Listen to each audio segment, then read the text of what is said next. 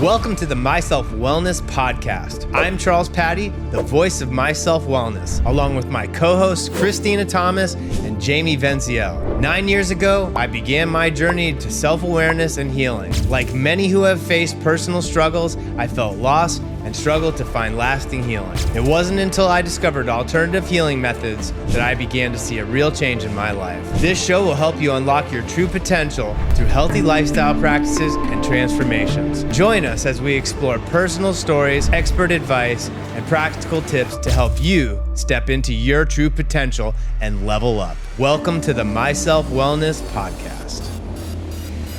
Welcome back to the Myself Wellness Podcast. Today, where we are interviewing Mike Muller. Mike is not only a friend, a young aspiring entrepreneur, but he's also a part of our amazing content team, GRYT Media, where we've been working with these guys, not only in a professional, aspect, but also we've all been leveling up together, right? I mean, Jamie did the treatments, Mike's now done the treatments, and that's what we're going to be touching on today. And, it's like, I think that this is really important for people to see because it really goes to the testimony of how, this doesn't need to just be for the broken or suicidal soldier or the person that's at their last line of hope that needs help with mental health issues. I mean, listen, everybody's been through something traumatic in their life. Everybody's experienced trials and tribulations. And, being entrepreneurs, we have anxiety. We're super stressed out sometimes. We have a lot on our plates. And even during our workout earlier today, we were talking about how, when we're in this constant state of go, go, go, go, go, go, I need to do this, I need to do this, it's important to shut it down for a second and reorganize your thoughts and kind of unplug from everything so we can come back that much more effective and better. Yeah.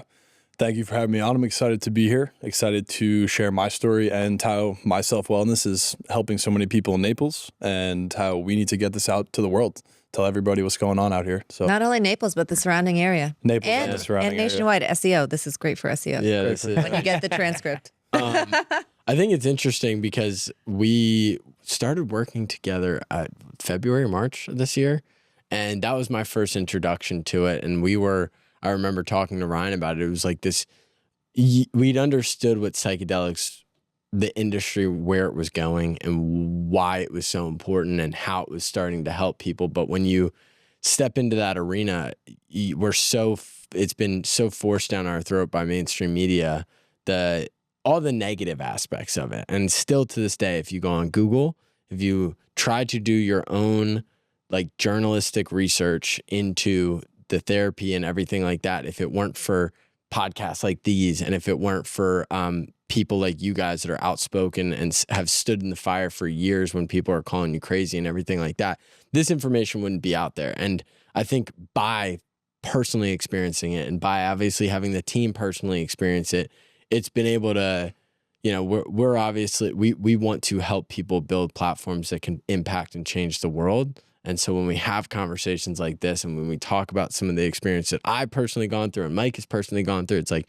I know you guys are doing that. And I know that is the basis of everything that you guys do here at Myself Wellness. So it's been cool to watch Mike go through it. It was amazing for myself to go through it. And I think we do need to change this narrative of it's a last line of defense. I think it's really should be, in most cases, it should be something that is at least talked about more consistently and more open-minded before we use alternatives like SSRIs and Lord knows all the other, pharmaceuticals that have caused a lot more damage than they have done good. Well, it's funny. I was talking with Christina when we first started working together, and I was just like, I can't wait till they do it. I was like, because once you experience it and once you actually do it, then you become really passionate about it because you see what's happening with the actual treatments and what it's really about. And so I guess, we've heard what your experience was Mike, how not only were the actual experiences with the ketamine treatments, but what do you see has changed about your mood or demeanor or the way that you what effects have the treatments had on you? Yeah. It was very cool to see because going into it, I had no idea what this was about. I watched Jamie go through it. I saw the difference it made in him. which would originally had sparked the interest for me, because I saw how much better he became like emotionally within the business as a friend. So that's what really opened the door to me to want to look into and try this thing, come talk to you guys. And I felt the effects immediately, like right after the first session. Immediately I felt so much better. I felt lighter. I feel like that's some of the stuff for me is still a little hard to explain and like put it in words. But that's the best word I could put to it is I felt lighter. Like I felt like the weight was lifted off my shoulders. I did weight that I didn't even know was there. Like I just thought that's how you're supposed to feel. And immediately after that first session, that changed. And to this day, I've never went back. So there's so many things, so many benefits I felt, whether it comes from perspective, like how I view just life in general. My thought process is so much clearer. One of the biggest things I took away, and I think is really interesting, is that I realized after my all six that I had no opinions of my own. I've never actually sat down and thought things through. I just regurgitated other people's opinions that I happened to agree with, or I thought I agreed with. But I realized like my whole thought process changed. Like now I immediately started thinking things way more through, like, what do I really think about this? Emotionally, I feel way more in touch with emotions. I've always been the person that kind of just shoved things down, never let anybody know how I'm feeling or what's going on. I feel way more in tune with that. I feel like I manage my emotions so much better. And really overall, just I don't get stressed like I used to. I had a big issue with handling stress. Like I would just crash out, especially in the industry we work in, the industry I worked in prior to working with GRYT Media. It's a full go. You know, you're working 12, 13 hours a day, every day. And I felt like I got onto like a hamster wheel almost, right? Like I'm working all day. I wake up, like I'm just going through the motions of life. I would say I wasn't necessarily happy. And that all changed after doing these treatments with you guys. Like I just have a different perspective on everything. And I'm so grateful. I'm grateful for you guys giving me the opportunity to go through it, and grateful. I know Jamie feels the same way. And I do think it's one of the single best decisions that I've made in my life to date. Yeah. Who were you before you came to us? Like, and then right before your first treatment, Yeah. What feelings for you came up? Like, were you Sure. scared, or were you just like, let's do this? Yeah. I'm ready. Yeah. I was definitely nervous. I wasn't nervous going through the treatments because I knew you guys a little bit beforehand, and I knew Jamie did it. So I wasn't nervous in the fact of like, oh my God, what's going to happen to me?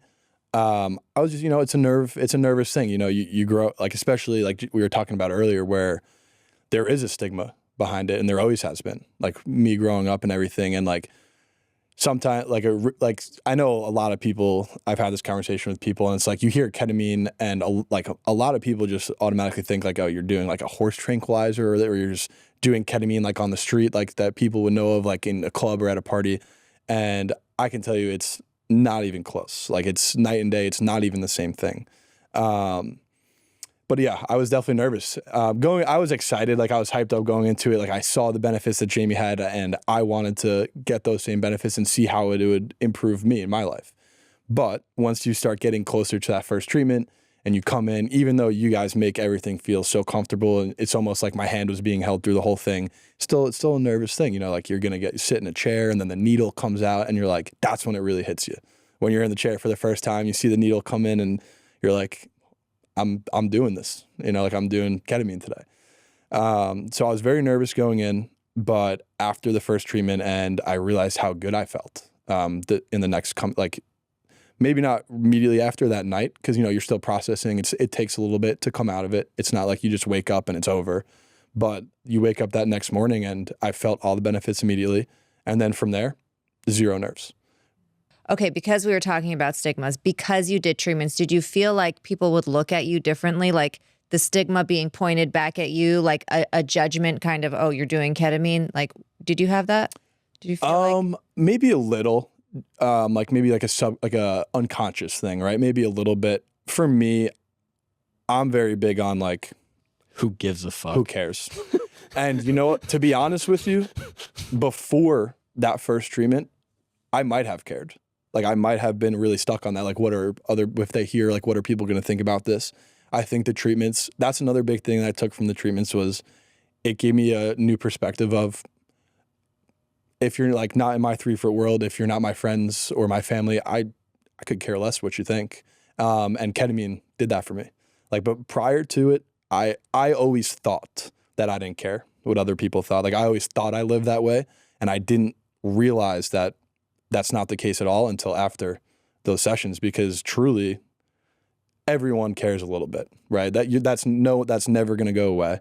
But I thought like I just lived in a way where I was like, I don't care what people think. And then looking back, like I realized that most of my decisions were based on other people's opinions. I'd be like almost scared to be yourself and scared to do the things you want to do. And that, again, that all changed. And it's not even like scared to be yourself. It's scared to discover yourself. The best way I could describe it is like I think everybody unconsciously, whether they want to believe it or not, kind of knows who they are, like has some semblance of understanding of like when your soul feeling out of alignment. And that sounds like that might not make sense to like the layman when they hear that, but like when your soul is out of alignment, that's when you see alcohol abuse. That's when you see drug abuse. That's when you see this consistent suppression of your actual true thoughts, because most people have lived in a box of who they believe they should be based on the public perception of them.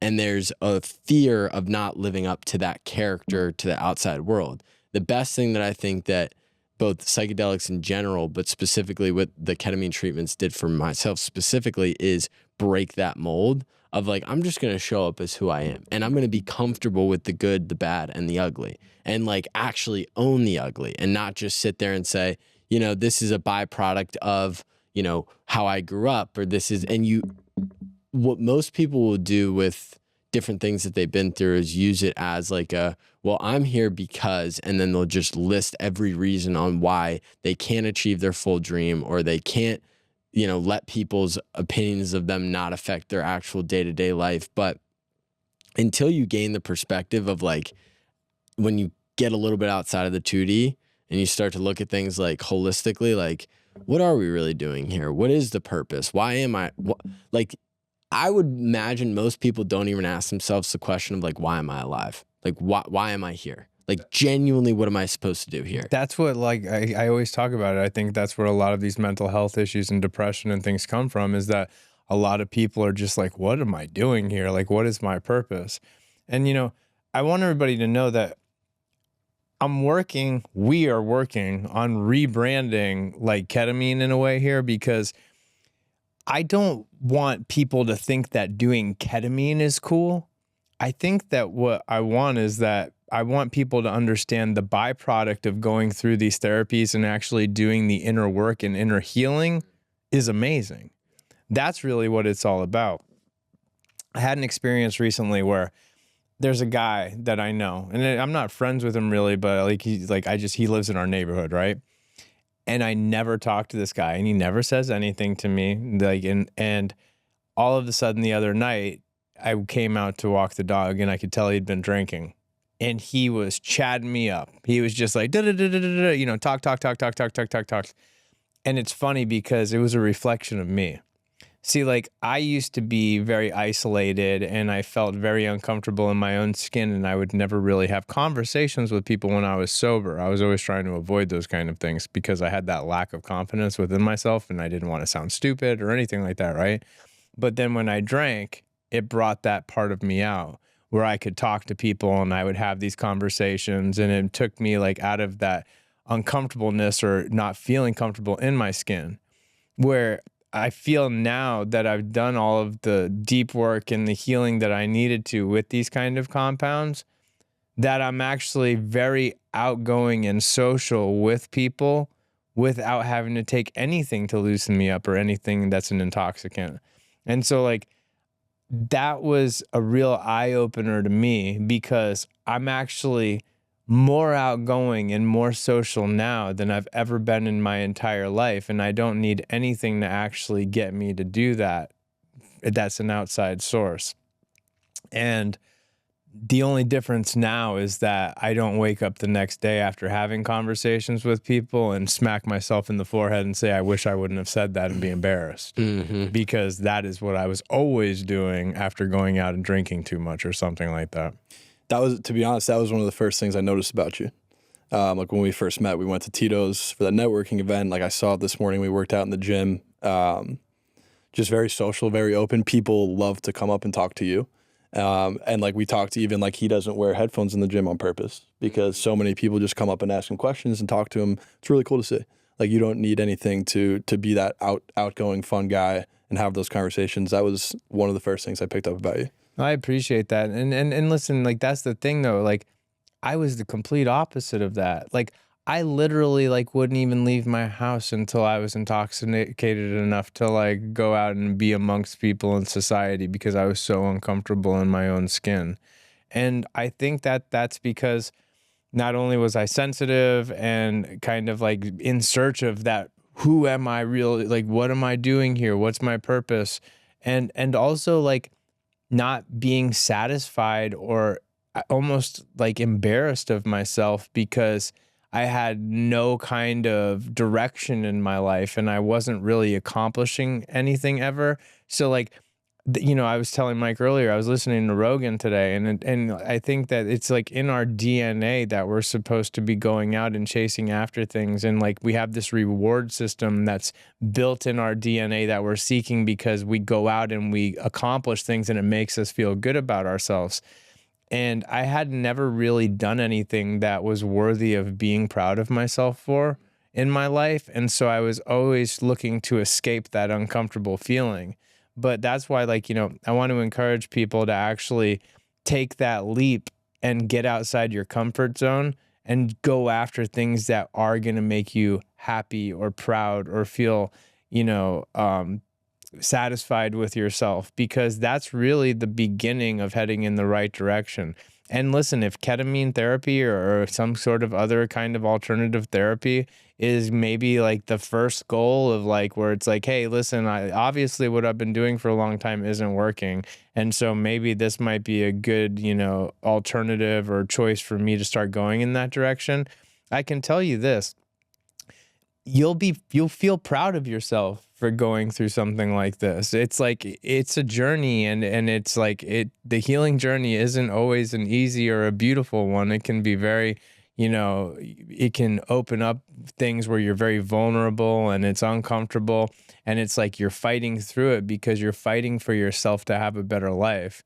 So I tell people when they go through things like this, it's like, you're a warrior. You know, this isn't for everybody. It's not going to be easy, but I can tell you this, once you get to the other side, not only are you going to be proud of yourself and satisfied, but it's going to ripple out into like possibly having the best life that you could ever possibly imagine having. You have to be willing to go through the suck and feel all the feelings in order to heal all the feelings. 100%. And I think it's interesting because I always had the question going through something like this was, what happens when adversity strikes? And what happens when shit inevitably does hit the fan? Because like I think the misnomer is like, oh, I'm going to do this and life is going to be perfect and everything is going to row together and there's never going to be any adversity. I've found it's not that, like, I think we live this idea that life is supposed to be easy. Like it's supposed to be like, oh, I never feel the pain and I never feel suffering and I never feel sacrifice. Like everything just flows and everything just ends up perfect. And I think that's probably the biggest load of bullshit that's sold. And that's why people are so addicted to escapes and suppression and everything like that. Like they want to do anything they can to feel it. The best example is like everybody lives in the 40 to 60 percentile. Everybody. And you never get too low, but then you never get too high. So even if you're achieving, it never feels like you're achieving because you never know what it feels like to lose. So the idea, at least from like the perspective of looking at it holistically, it's like you're going to go through this and you're going to decide, hey, this is a part of the journey. But just like anything, it's like that's where the work starts. Best example of this is going through what I went through. You know, things do happen. You do get stressed. But what this medicine has been allowed me to do is say, okay, I'm off kilter. I can catch myself. I'm off kilter. Why? It's not because I'm messed up. It's not because I'm unworthy of being happy. It's not because the world is against me. It's probably because I didn't work out this morning and I didn't do my run. Because at the end of the day-to-day is usually what is making us feel better or worse. Honestly, like what we do every single day is deciding whether we're going to have a good day or a bad day, because all the other stuff is just outside of our initial control. So when you start to have this ownership of like, you know what? I can't affect what comes at me today. Like I can't affect what the universe is going to throw at me, but I can control my wins. That will then give me the confidence to be able to say, bring it on, kind of. Well, you know, these treatments and like these kind of therapies brought me to a level of stoicism. And like I heard Dana White talk about this when I was listening to him do some inspirational stuff earlier too, where it's like, it's one thing to be able to celebrate your wins, but it's a whole different ballgame when you can start to celebrate your losses. And because the thing is that when you really look at these kind of situations, a loss isn't a loss, it's a lesson. It's like, you know, I've had my butt kicked so hard and lost what I thought was a loss sometimes. And then I'm just like, well, I'll never let that happen again. You know what I'm saying? Is that happening to you or is it happening for you? And that's really the key factor of it. It gets hard in that space though, because what we're programmed is so different and far from that thought. To bring yourself back to that thought can be really difficult. And that's when I think a lot of work happens, is when you start to realize that it is a lesson and it is happening for you and not to you, and not to let yourself play the victim in that. I think some of the most successful people on the planet are the people, a lot of these people have probably had their asses kicked harder than anybody else. And it's like they made all the mistakes, you know what I'm saying? And like, that's why they're so good at what they do. Well, it's you know, I can't probably get it verbatim, but like, all masters were once students. You know what I'm saying? It's like nobody woke up that way. They went through 20 years of training. And so just think of all of the like butt kickings or the losses that you take in your life as the training in order to make you a master of your craft.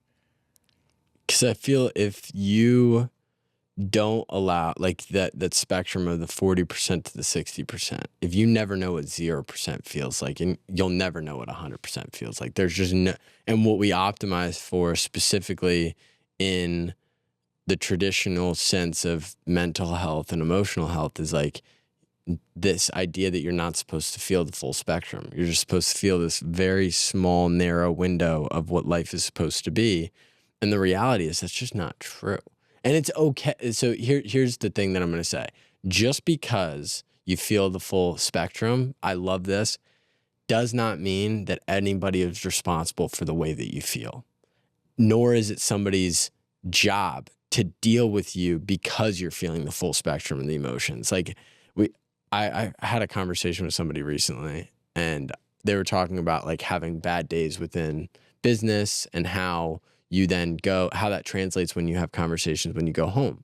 And I said to them, I was like, my fiance's job is not to regulate my emotions. That actually is not her job at all. I don't care what she does. Whether she comes in and she, you know, yells at me the second I walked in because I didn't take the trash out. I didn't take the trash out.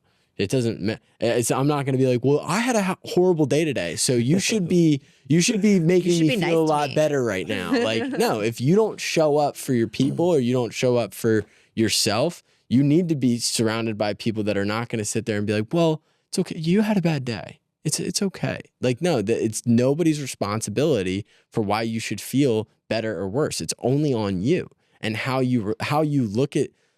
Tying back in like ketamine specifically, it's how you frame what happens to you. It's like you can be the person that's like, well, this happened, so then I cannot do this, I can't do that, this isn't possible for me. Well, fine, then you're just going to live that reality in and of itself. So I just think there's always this idea that, well, that person hurt me or that person shouldn't have made me feel that way. I think that's pretty bullshit. Like if you feel some type of way, you need to own that feeling and be okay with it. It's accountability. There's a level of accountability that you have to be willing to take on a daily basis. And a lot of people aren't willing to take that. There's no success or money in your emotions. Yeah. fuck no. Like you can't operate from an emotional state. And I think that that's a lot of what these kind of therapies do for you also. It's like, listen, I used to be such a hothead, and like if somebody upset me or if I got really uncomfortable or whatever, I'd get aggressive and I'd throw my hands up and I'd throw a fit or whatever, and I'd storm off, and then I'd be like, oh, like feeling like tough about it or whatever. It's like, that's actually not tough at all. That's the easy way out. Let's endure the suck. Like Christina said, like, let's actually go through it, not run away from the situation. And I think that like, it's a byproduct of going in and doing the inner healing and getting the job done. I think there's also the flip side of that specifically, where the idea, like I've experienced this even recently. I think you can be either two people that express your emotions to a point where it's a negative in terms of like you're creating more problems through your communication of like boundaries and stuff like that. But there also is the flip side of actually creating boundaries. And I think so many people have such a low self-worth of their actual, like how they view themselves, that they believe that the world is supposed to treat them in a way that they actually shouldn't. So on the flip side, it's not about just like having something happen and just zenning, looking at them and zenning and just being like, all is good, I'll turn the other cheek. No. I think there is something to be said for clear boundaries of like, this is how you're not going to treat me. This is how, like, I'm not going to let you do that to me. But at the same time, having the emotional regulation to sit in the pocket, deliver that, mean it because you actually believe in yourself, and then be able to walk away from the situation and not let it be this huge personal indictment or this big thing that, again, like people like to create these theatrical moments like you're talking about, like when you yell at somebody and you're like, bah! And you're like, oh, that felt so good. And you know what I mean? Because in the movies, that's exactly how the business owner relates to his employees, right? Like that's how we're supposed to be shown that relating. And I just think there's a multi-level to it. Yes, you should feel confident in identifying your boundaries, but there's also stoicism that goes along with that to deliver the message. Like admitting when we're wrong promptly. All right. So like, listen, like I still fall short all the time. I will lose my cool for a second. And then like right after I do it, I'm like, whoops, shouldn't have done that. Hey, I'm really sorry. I needed to come at you differently with that. And I apologize and stuff like that. So it's like, listen, it's not about being perfect all the time. It's about being aware of our shortcomings, promptly admitting when we're wrong, making amends with people. I mean, like I learned a lot of this stuff going to AA meetings and stuff like that, but it's just like, make sure that you keep coming back differently and working your best to do that. I want to get back to asking you a question real quick with like where the treatments are incredibly profound or can be, very eye-opening.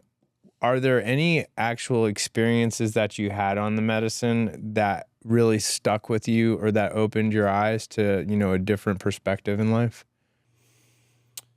Yes.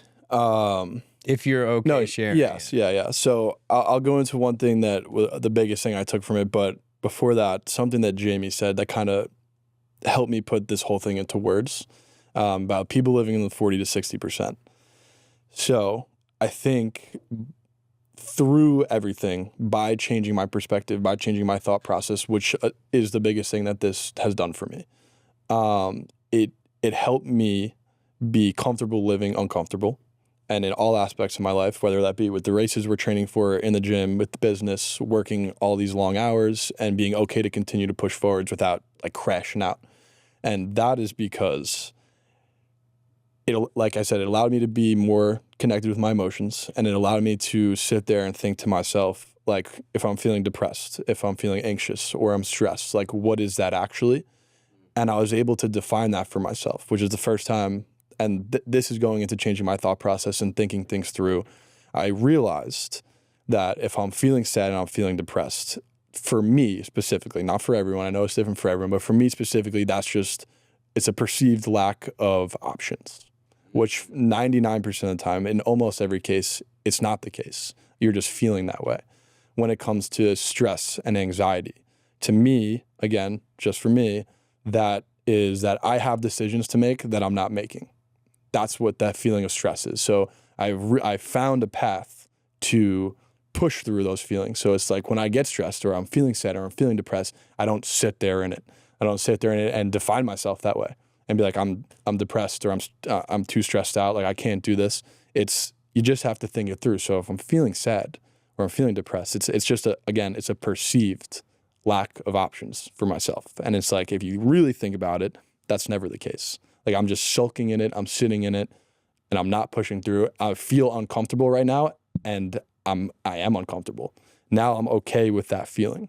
And like I said, it's not just in like an emotion thing, it's everywhere. Like physically, how I push myself. Like, we've always been huge into exercise and working out and doing all these things. I haven't ran since I was like 16. And now it's not a direct correlation, but because I'm okay with this uncomfortableness, now we're running an ultra marathon. And it's like something that I would literally, you couldn't pay me any dollar amount in the world to do what we're doing with this stuff. And now it's just like, it's easy for me. I want to do it. And it goes back to what you said before, is like, it's a goal, it's an accomplishment, it's a way to feel good. You have to set those things in your life and make sure you're doing those hard things, because when you do it, it's momentum, right? It shows everywhere else in your life. It shows in the business, it shows in friendships and relationships and everything. And just that conversation helped me put that all in words. And like, to me, for the way we live our lives and how I want to live my life, that was my biggest takeaway for this, is being comfortable with living uncomfortably. Well, being uncomfortable is where all of the actual like sense of accomplishment comes from. Yeah. Nobody ever went through life floating through life and was like, wow, I'm super proud of myself for not ever making myself uncomfortable. And like, it's just like, it's kind of like you're just going through the motions. I think it's when we set goals or when we have these aspirations to do things that seem unattainable or like that would be outside our or other people's comfort zones, that when we accomplish those things, that's when we have that satisfying feeling. Yeah. And like, what that thought process did for me is like, I live my life that way now. So like, I completely stole this from Jesse Itzler. But I started it, and I started, it starts January 1st, 2025. But now what I do is I implemented the 3 things into my life. And this is, the correlation on this, I believe, is directly from my sessions, directly from this therapy. Because I realized all this, like this whole conversation we just had. And now what I'm doing is, there's 3 things I'm adding. One is called misogi. It's like a Japanese ritual. You do 1 year defining event a year, right? So I schedule this all out before 2025 starts. So 1 year defining event, something that when I'm 60, I'm going to look back and think, when someone says, what'd you do in 2025? That's my year defining event. It's easy. You do 6 mini adventures a year. It's called Kevin's rule. That's what he calls it. 6 mini adventures. You plan it out before the year starts. It could be anything you're interested in. If you've always wanted to go skydiving, but you just never do it because you're busy, plan it out in advance. 6 every other month. You have 1 mini adventure, skydiving, whatever it is. Go take a boat. Whatever you're into. And then 1 self-improvement a quarter every 3 months. Whether that be 10 minutes of meditation every morning, whatever it may be. And like, I want to live, this opened my eyes to like, again, like, why am I here, right? Am I here just to work 12 hours a day, every day? And like, you need to be able to do the things that you enjoy in life. And that's what gives you the momentum, and it shows in all aspects. If you're happy, your business will be better, your relationships will be better, everything will be better. And like, just those living in those uncomfortable things, like, I'm already planning out like 2026. Like, I want to climb a mountain. And like, I've never had any of these like crazy thoughts. Like, they're not crazy thoughts, but I've never even wanted to push myself that hard before this stuff. But it opened my eyes to like, we only got 1 shot at this thing. You got, like, you do everything you can do in life. I want to be 80 and I want to look back and say, I tried everything. I've been there, done that. I did everything. And this is a perspective that I took not until after these sessions. Before, I was just living in a hamster wheel where I was waking up in the morning to be, I'm not going to name drop, but before I worked at GRYT, I worked at a local place in Fort Myers, and I hated my life. I was working 12 hours a day. I'd go home. I was working the weekends. Like, it was just 24/7, and I just lost myself for a while. I didn't know who I was. I gave everything I had to a company, and I was just lost. And I didn't realize it in the moment. Like, you don't realize it when you're living it, because you're just like, oh, this is life, right? I graduated college. Now I work. Like, this is what I do. And then like, I think this all happened it all happened at like such a perfect time for me. Like, where when I did these sessions, it was in a time where I was changing careers. Like, I was confused. Quite honestly, I was scared, like, just lost. I was like, what does my life look like? Like, what is my life going to look like? I have no plans. Like, I don't know I devoted my life to a company, and I lost myself. I blew through my savings, put myself in credit card debt. And I was just like, I realized one day I was like, holy shit. Like I'm 24, and I was like, I don't know what to do right now. So being a 24-year-old entrepreneur, do you feel like doing these treatments gave you direction of what you were really going to be going after in life that was going to make you satisfied or happy? Well, but the thing that we both had, which I thought was interesting to mention, we're called to purpose in life, whether it's through like, you know, I recently went back to church, and there's something so real about like feeling people all joining together under one mission of like in the church glorifying Jesus or whatever it ends up being. And I had these moments when I would go through my treatments of like, whatever path we're on, however painful it is, I know it's worth it. I know for a fact it's worth it now. And it's clear as day because it's being shown to me in these journeys and everything like that. And thing that was funny is you got out of a treatment, and I'm pretty sure you came to me and you were like, I get it. After the first treatment. So a big thing that like he helped me with, and afterwards he was like, you know, the first treatment, like he's like, you're gonna get out. He's like, things are gonna be foggy. He's like, just don't go on your phone. He was like, that's the last thing. He's like, don't go back and think about work. Don't go on your phone. He's like, I'm gonna drive you to my house. We're gonna sit outside on the balcony, and he's like, let's just talk. And we talked for like 2 hours, and like we just had like a realization that night. It was like, I think we're starting to figure this thing out, kind of thing. I love it. You know.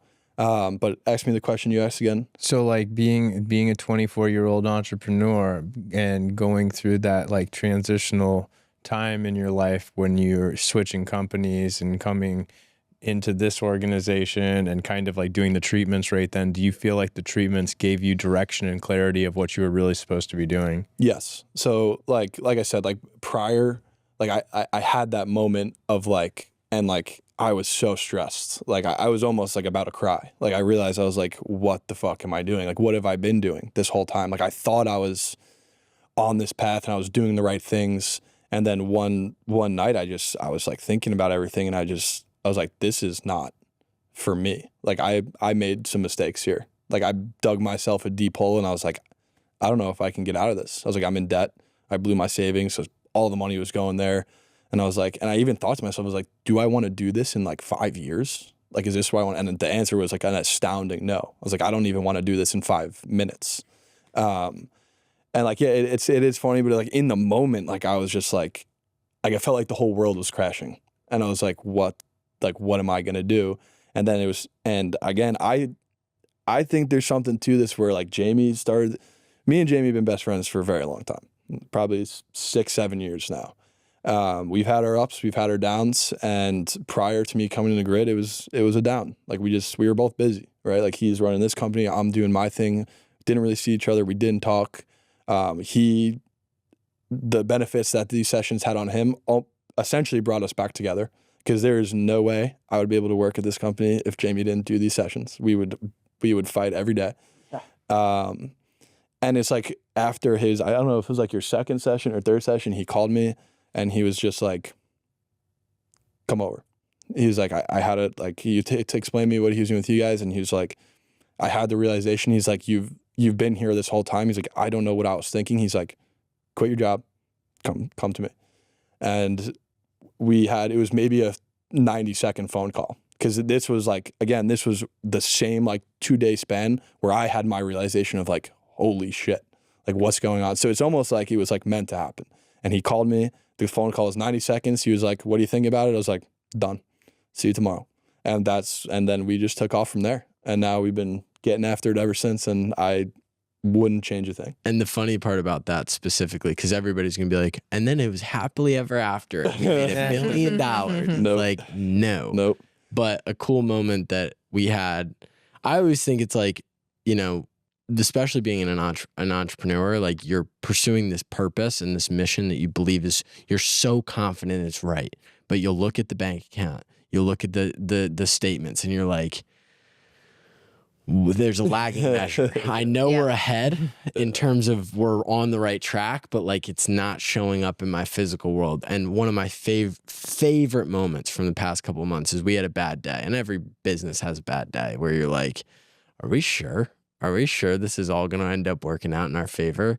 And I won't speak for you, but it was one of my favorite moments because we were so distant, Mike and I, but when we worked together in college, everything worked so well together. It was just I had to evolve, and I think he had to evolve as well. But once everything kind of came together through the worst, he called me one day and he's like, I was driving home and I really had to stare down the reality that I might have to go get a serving job.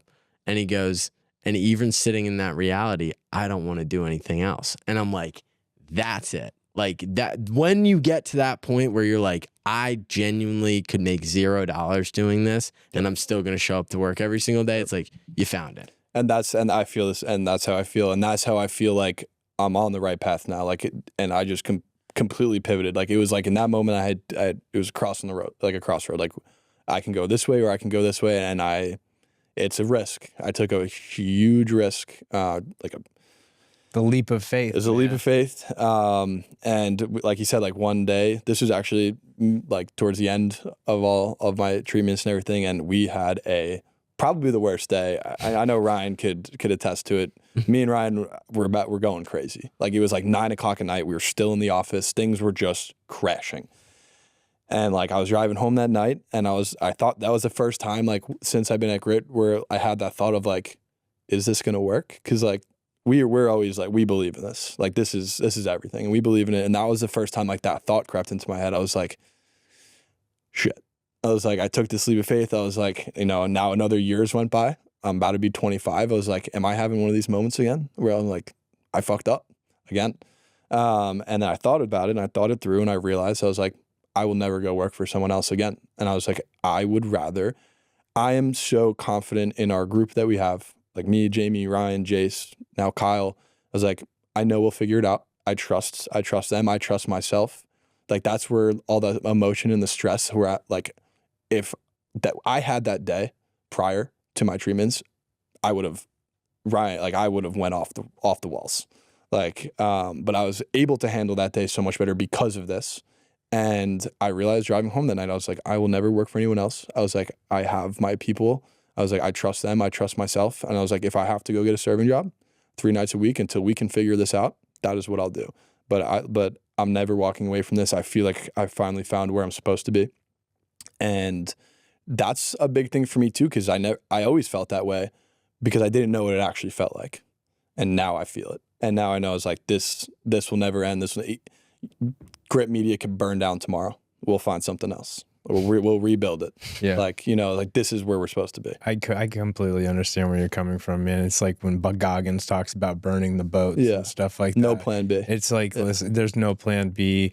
This is my passion. This is what I'm supposed to be doing. And like, I'm going to do it till the wheels fall off. And if the wheels fall off, I'm going to let the sparks fly and I'm just going to keep going. And it's like, just that relentless belief in yourself and your purpose and the organization that you're with and being able to manifest your own reality.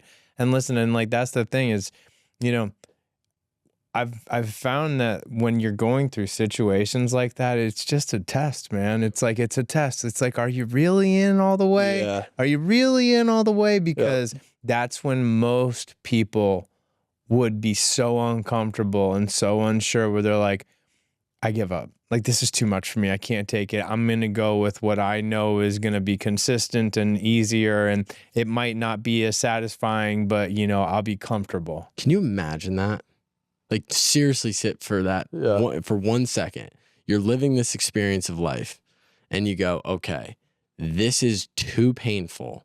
I'm going to go do something that is less satisfying, but easier on my psyche. So that way I can live a more fulfilled life. That doesn't. Well, that's almost like it's an oxymoron. It's like, you're not going to be living a more fulfilled life. You're just going to be living a life that will get you by, and talking about the ketamine experience as well, right? So somebody's listening to this and they're like, man, that sounds like it'd be really impactful. Like, that sounds like it would really change my life. Do it. I'll do it in a few months. I'll think about it in a few. But what happens if like somebody right now could be sitting, and this is a reality. Some people could be sitting here with the wrong person that they lay their head on, that they lay next to every single night. They get up and they work at a place that is wrong for them. They do activities like, stuff their face with food that they know is not right for them. And you know what? It's pretty easy to just like live in ignorance of that and like be okay with the ignorance of that. But if you take this, for better or for worse, you're going to get a nice little, hey, you'll know whether you're on the right or wrong path. And the thing that I feared was going through an experience like this and then getting to the end of it and being like, fuck, I have to change everything. Yeah. I have to do. I have so much personal work that now I got to go do, and I got to go fix in myself to be able to actually make this work. Luckily, I think we've been able, like, through a lot of the things that we learned outside of psychedelic therapy, gym, pursuing your purpose, all these types of things. I didn't have that epiphany, but most people might. And that's okay. And I know you guys probably experience this daily where people just come in and they're like, holy shit, I've been working at a job for 20 years. So like Mike was lucky with 2 years. I am lucky. You know what I mean? I do consider myself lucky for that, for sure. For sure. You know what, though? But I think that at the end of the day, though, that's like a blessing no matter what. It's like no matter how long you've been in it, if you have that moment of clarity, now you can actually take action and start doing something about it. We had one girl, Leslie, she was on our show. She lost her job and she was going through treatments. Like in the middle of her treatment, she lost her job. Didn't know how she was even going to pay for the rest of the treatments, but she decided to keep going.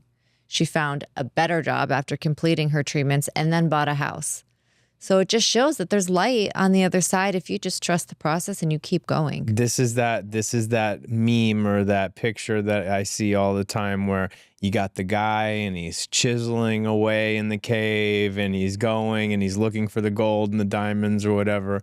And the fact is that the guy quits and throws the axe down and he's like, forget this, I'm done. And literally like right there, if he would have took one more swing, he would have got all the treasures.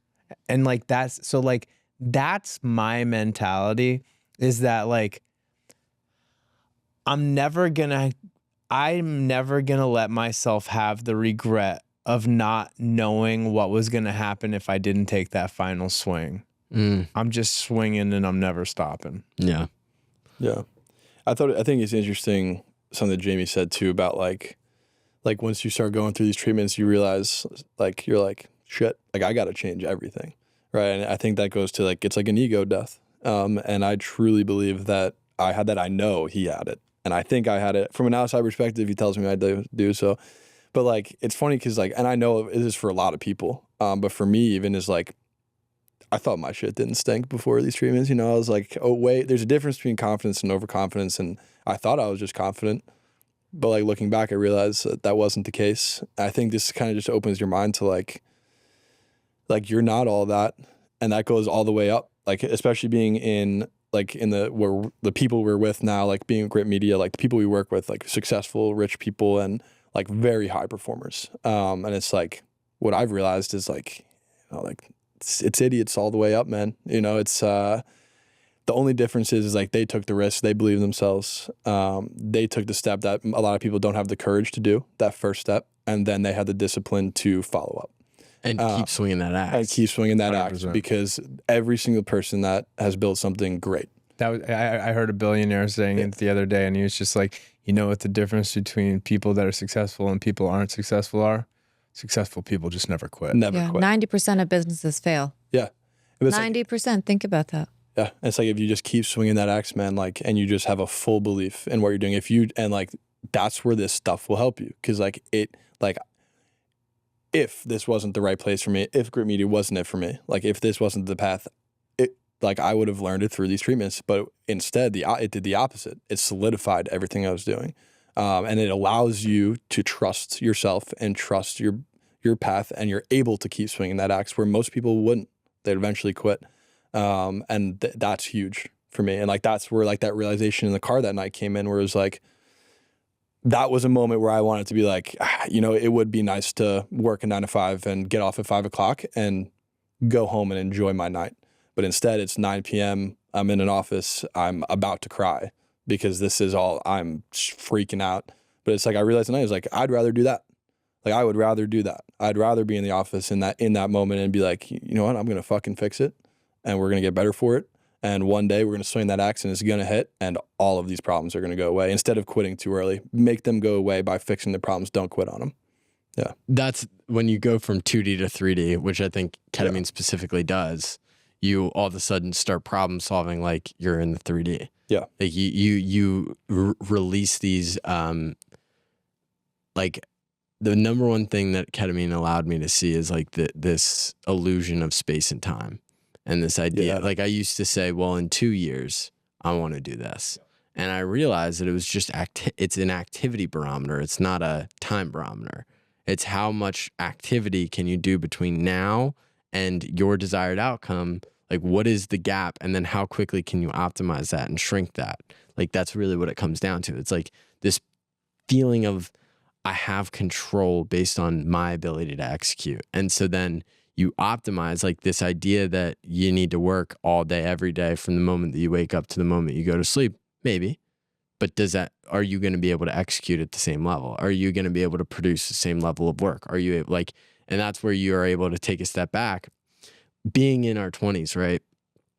Everybody has these like, oh, I want a networking hack. I want to learn how to network. I want to be interesting, do something great, be somebody great. And then you'll attract great people. Like that's just really what it comes down to. So It's a vibration and a frequency, man. And you can't fake that shit. No. And so when you think about that, I had my fiance the other day, we were having a deep conversation. She goes, sometimes I feel like you do things for the story. Like you're really like a story guy. Like you're doing it for the story. And I was like, yeah, I think so. Because at the end of the day, what do I have to show when I'm dead? Hey man, we're all the producers and directors of our own life, aren't we? Story.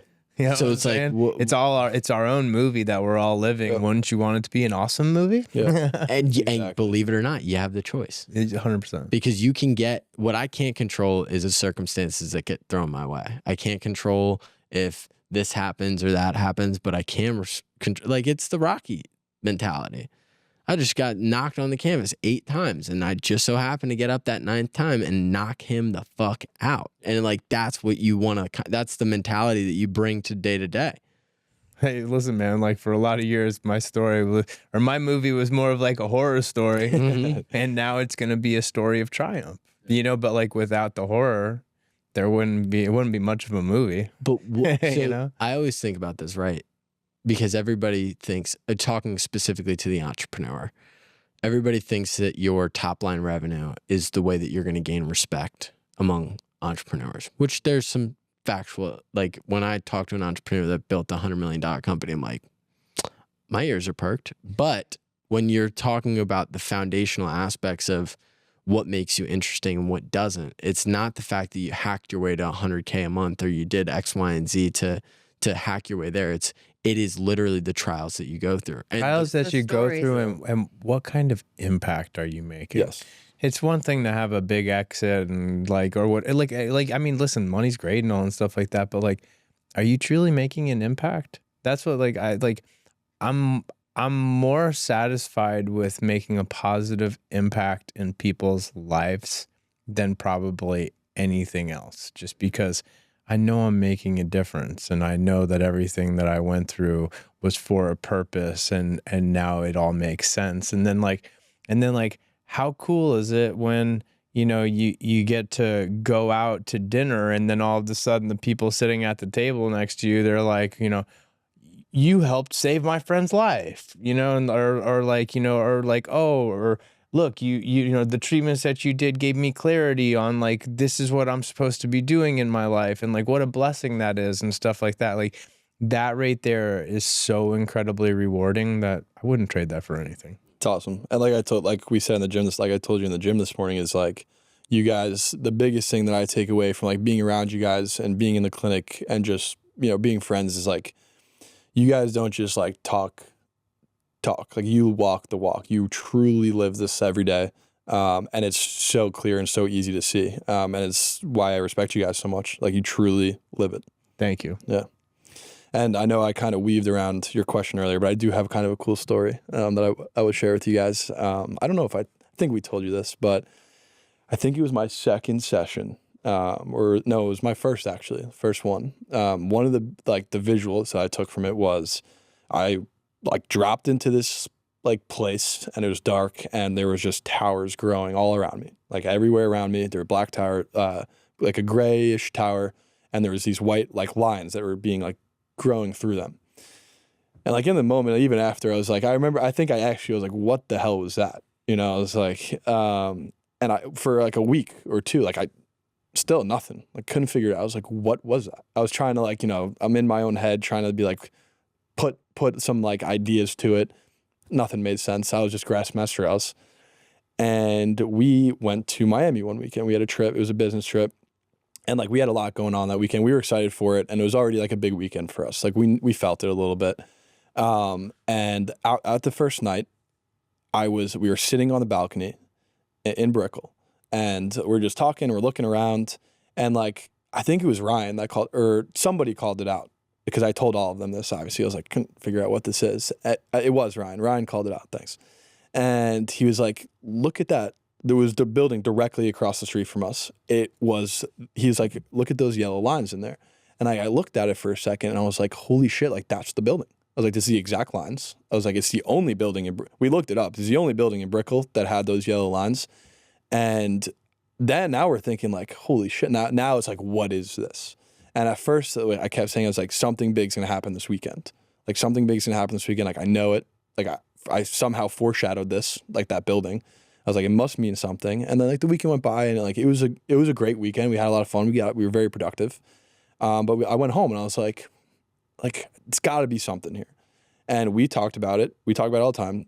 Since that weekend, we have been full. It, like, changed everything for us. Like we were doing very well, but it just like, it was like a rocket ship went off. Since we came back from that Miami trip, we have not had a second to breathe. It feels like we were just catching winds everywhere for like the next like month. And it was like, that's what it was. Like, it wasn't telling me that something big's going to happen this weekend. It was telling me like, remember this weekend. Like you're going to look back on this one day and be like, that's the weekend that changed everything for you guys.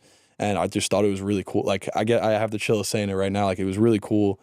It just, I still can't make like too much sense to it, but it was like, I foreshadowed that trip 2 weeks before it even happened. That's awesome. Yeah. That's awesome. And it can't, it just like, I thought of it, I was like, maybe it's a coincidence. It was like, it just can't be. Like, it's the only building in Brickell that has those yellow lines. It was the exact pattern. It was directly across from our balcony. It was like, that meant something. And that's like the first time where I like looked at these treatments. I was like, yeah, I was like, everybody's got to do this shit, man. I do think there's like a lot of premonitions that come along with it. I think so too. There's a lot. And if you're in tune with your gut, like I can tell you, like there's probably 20 moments where I can look at like foreshadowing here. Oh, this told me this. Oh, we have everything we need. Like every aspect of that. I think if you're really in tune, this is why I'm saying it's like you don't have to be at rock bottom to make the decision that this is what, like, this is the treatment for you and this is the therapy for you. Because if you have a semblance of like, oh, I think I know where my purpose is, I think I'm connected with myself pretty well, this is going to tell you exactly where you're going. Basically, it's going to give you the full roadmap of this is where you're going. You just got to be attuned to it and be okay with the idea of this is where I'm going, and there's going to be a lot of work to actually make it happen. And do it in the right set and setting with the right people at the right clinic. Yeah. Yep. I wouldn't want to do it anywhere else than here. 100%. I appreciate that. Yeah, this is the place to do it for sure. I love you guys. You made it so easy for me. Yeah, all the nurses here, Gina, Jess, everyone. It made the process. It's like, you know, I don't, and when I say this, it might sound in a bad way. Like if I felt like somebody held my hand the whole way, in a good way. You know, like there's always someone there. If I had it could be 9 o'clock at night.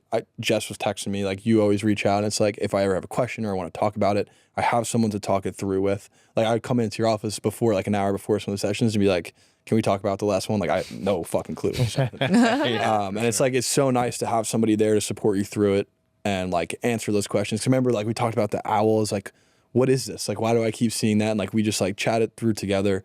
It really makes the whole process so much better. Amazing. Yeah. I love it. Thank you for being here today. Thank you for sharing your journey and your story and being so open. Yeah. My last tidbit to all the viewers would be like, just try it, man. You know, like you don't need to have you don't need to be depressed or have like some traumatic event happen in your life to do these things. What it did for me is like, I thought everything was great, and it showed me that that's not the case, right? It showed me that I'm lying to myself. So even like, if you think your life is amazing, like, you know, like you think you're doing fine, like, oh, I don't need that stuff, try it, because it's going to shine a light on your life. It's going to shine a light on all the things that you're lying to yourself about, because that happens without you even realizing it. Like like this stuff dug up stuff that I didn't even know I still had a problem with. Like things that I thought I had closure on from like earlier in life and experiences that I didn't. And now I feel like I do. But it shines the light on all of those things. It points out your faults to you. And I think that's the most important thing, because then you can go improve on it. Because like a lot of them, I didn't even know were faults of mine. Like I've never thought about it. And like it shined that light on it. And I can't speak for Jamie, but from an outside perspective of Jamie, he has improved so much. I know the feedback I got from them on how I live my life and how I handle things night and day. And I think me and Jamie specifically have improved in business, improved athletically, improved emotionally, all across the board. There was zero negative things that came from this, only positives. And I do truly believe it was probably the single best decision I've made in my life to date, because it showed me who I am and where I'm supposed to be. And it really put me on the right path that I wasn't on prior. And I didn't even realize it until I did this. Heck yeah, man. Yeah. That's beautiful. Yeah. It's awesome. Cool. All right. I appreciate you guys. Thank you, man. appreciate you. I appreciate you. I appreciate your transparency and for trusting us and for taking the leap of faith in multiple ways. Yeah. Right? Yeah. Come down to My Self Wellness. Check it out. Yeah. It's the best place to go. And if nobody's told you that they love you lately, We do. Have a blessed day, everyone. Awesome.